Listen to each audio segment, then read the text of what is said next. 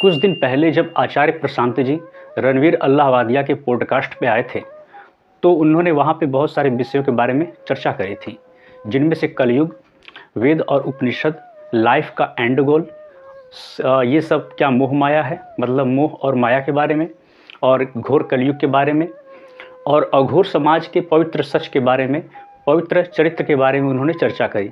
लेकिन इन सभी के बीच में जो महत्वपूर्ण विषय था, जब रणवीर अल्लाहवादिया ने उनसे एक बात पूछी कि सर क्या कभी आपने ड्रिंक करी है, तो उस पॉडकास्ट में, जिसका लिंक मैं नीचे दे रहा हूँ डिस्क्रिप्शन में, 1 घंटा 7 मिनट 44 सेकंड से ये प्रश्न स्टार्ट हुआ है। तो वहाँ पर रणवीर ने आचार्य जी से पूछा कि सर क्या कभी आपने शराब पी है। तो बेबाक तरीके से और पारदर्शिता अपनाते हुए आचार्य जी ने कहा, भाई ये भी पूछने वाली बात है, मैंने कई बार पी है।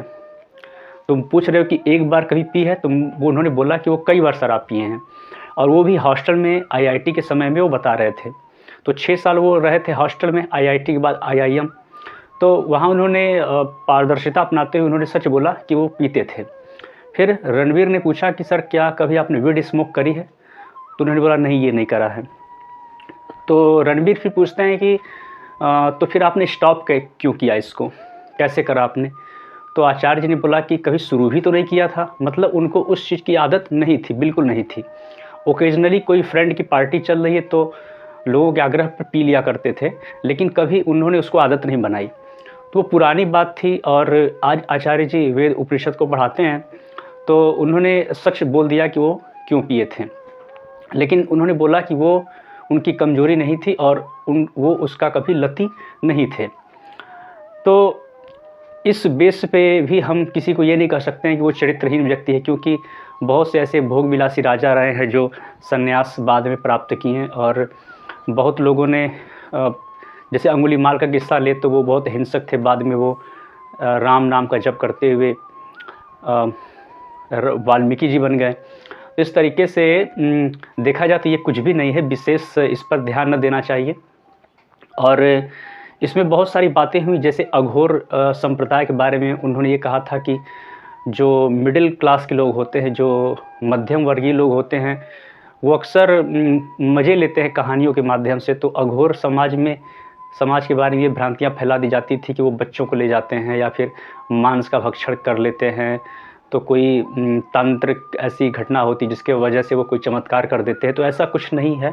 उन्होंने बताया कि अघोर समाज जब किसी मुर्दा के पास बैठ जाता है और कभी राख मल लेता है, कुछ भी कर लेता है, तो वो दूषण ही जो है वहाँ का उसके लिए आभूषण बन जाता है।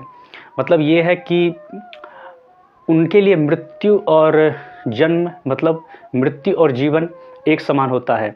वो इस दुनिया में समता के रूप में रहते हैं, मतलब समभाव से वो जीवन को जीते हैं। तो ये सब कुछ चीज़ों का डिस्कशन वहाँ पर हुआ था। बाकी उन्होंने कितना ज़्यादा डिस्कशन किया उसके बारे में वो आपको उनके पॉडकास्ट में ही मिल जाएगा।